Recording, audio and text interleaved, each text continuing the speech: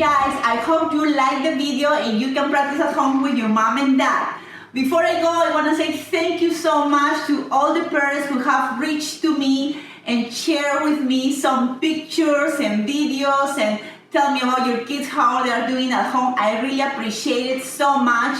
That means a lot to me. Thank you, thank you, thank you. Thanks for watching. Have